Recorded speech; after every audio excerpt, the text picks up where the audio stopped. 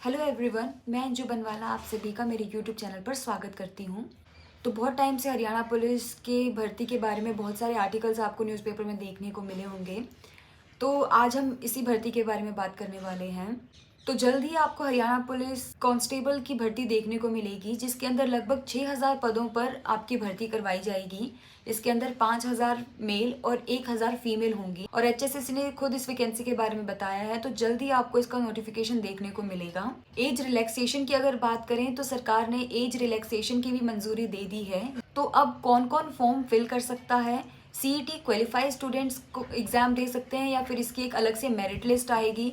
क्या इसका selection procedure होगा? ये सब हम इस वीडियो में डिस्कस करने वाले हैं। अगर आप मेरे चैनल पर नए हैं तो मेरे चैनल को जरूर सब्सक्राइब करें। तो सबसे पहले ये जो भर्ती आएगी ये पुराने सीईटी के तहत आएगी, यानी कि जिन बच्चों ने जो सीईटी एग्जाम हुआ था वो दिया था, वही बच्चे इसका आगे एग्जाम के लिए फॉर्म फिल कर सकते हैं। और इस बार एक बड़ा बदलाव ये भी देखने को मिल रहा है कि पहले क्या होता था कि आपका एग्जाम कराया जाता था, फिर आपका फिजिकल होता था, लेकिन यहाँ पे पहले आपका फिजिकल टेस्ट होगा, उसके बाद आपका एग्जामिनेशन होगा। तो फिजिकल में किस किस बच्चे को मौका मिलेगा, यहाँ पे आप देख सकते हैं कि इस नोटिस में लिखा हुआ है कि एग्जाम के लिए उन्हें 4 गुना बच्चे चाहिए, यानी कि अगर 6000 वैकेंसी है तो एग्जाम के लिए उन्हें 24000 बच्चे चाहिए। तो उन्होंने पहले में अगर 10 गुना बच्चे भी बुलाए, जिसमें काफ़ी बच्चों का नंबर आ ही जाएगा, और उन 60,000 बच्चे, और उन 60,000 बच्चों में से अगर फिजिकल सिर्फ 18,000 बच्चे क्वालिफाई कर पाते हैं तो फिर वो एक और लिस्ट निकालेंगे जिसमें और बच्चों को फिजिकल के लिए बुलाया जाएगा। और ये लिस्ट तब तक आती रहेगी जब तक 4 गुना बच्चे यानी कि 24,000 बच्चे पूरे ना हो एग्जामिनेशन के लिए। तो अगर आपका सीईटी क्वालिफाई है तो बहुत चांसेस है आपका नंबर इसमें ज़रूर आ जाएगा। तो अपने फिजिकल की और अपने एग्जामिनेशन की दोनों की तैयारी अच्छे से करके रखें।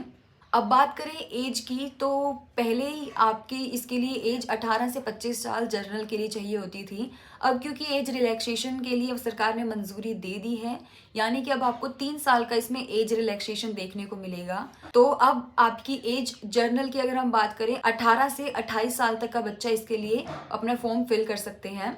और डाउट ये भी रहता है कि एज हमारी किस दिन से काउंट होगी। तो जिस दिन आपका नोटिस पब्लिश होगा उस दिन से आपकी ये डेट काउंट होगी। जैसे मान लो 18 फरवरी को ये नोटिस आता है तो आपकी डेट 18 फरवरी 2024 से काउंट होगी कि आपकी क्या उम्र है।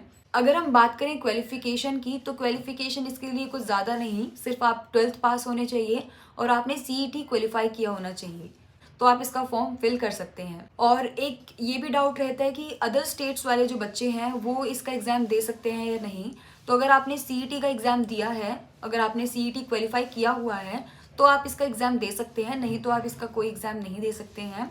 आप अगली बार जो सीईटी आएगा उसको पहले क्वालिफाई करें, उसके बाद कोई हरियाणा की वैकेंसी को आप जो सीईटी के तहत हो रही है कर सकते हैं, नहीं तो आप उसके बिना एग्जाम नहीं दे सकते। तो इसके प्रोसेस में सबसे पहले आपका फिजिकल होगा। फिजिकल जो बच्चे क्लियर करते हैं उसके बाद उनका एग्जाम होगा।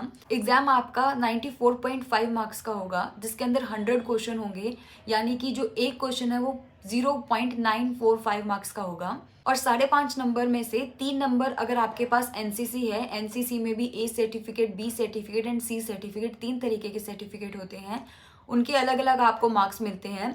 तो 3 मार्क्स एनसीसी के और 2.5 मार्क्स आपके सोशो इकोनॉमिक के मिलेंगे। फिर उसके बाद जो बच्चे एग्जाम क्वालिफाई करते हैं उसके बाद उनका डॉक्यूमेंट वेरिफिकेशन होगा, उसके बाद आपका मेडिकल होगा और फाइनल आपकी ज्वाइनिंग होगी। तो ये है इसकी सिलेक्शन प्रोसेस।